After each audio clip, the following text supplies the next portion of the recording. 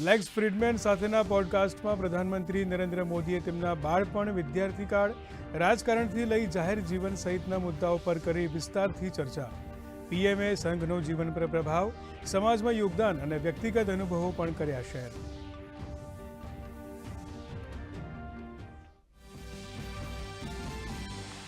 American podcaster સાથેની વાતચીતમાં ભારતની સંસ્કૃતિ, શાંતિ અને વૈશ્વિક કૂટનીતિ પર બોલ્યા પીએમ મોદી. 140 કરોડ દેશવાસીઓ જ મારી તાકાત. ગાંધીના ગુજરાતથી લઈને ગુજરાતી ભાષા પર વ્યક્ત કરી ગર્વની લાગણી.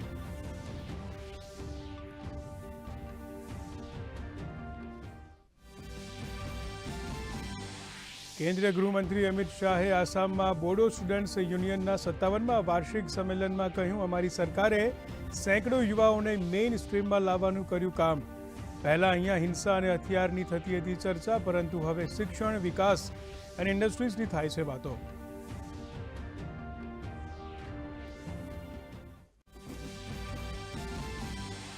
ન્યૂઝીલેન્ડના પ્રધાનમંત્રી ક્રિસ્ટોફર લક્સન પહોંચ્યા દિલ્હી. ભારત પ્રવાસ દરમિયાન આજે નવી દિલ્હીમાં વિદેશ મંત્રી ડોક્ટર એસ જયશંકર સાથે કરશે મુલાકાત.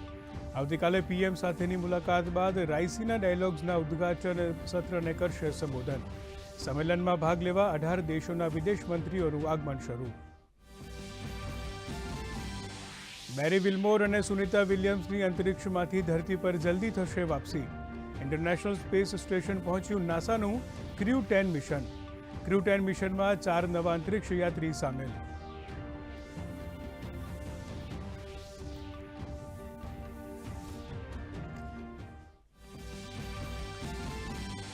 ક્વાંટમાં હોળીના ત્રીજા દિવસે ભરાતા વિશ્વ પ્રસિદ્ધ ઘેરના મેળામાં આદિવાસી સંસ્કૃતિનું અનોખું પ્રદર્શન. વિદેશી પર્યટકોની ભીડ, આદિવાસી પરંપરાગત પહેરવેશ પહેરીને આવતી ટુકડીઓ બની આકર્ષણનું કેન્દ્ર.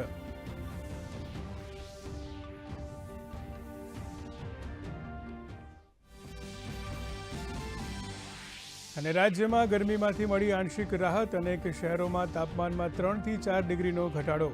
ડાંગમાં 38.6, રાજકોટમાં 38.2, અમરેલીમાં 38.1 ડિગ્રી તો અમદાવાદમાં 37.8 ડિગ્રી તાપમાન નોંધાયું. રાજ્યમાં હાલ પશ્ચિમી અને ઉત્તર પશ્ચિમી દિશા તરફ ફૂંકાઈ રહ્યો છે પવન.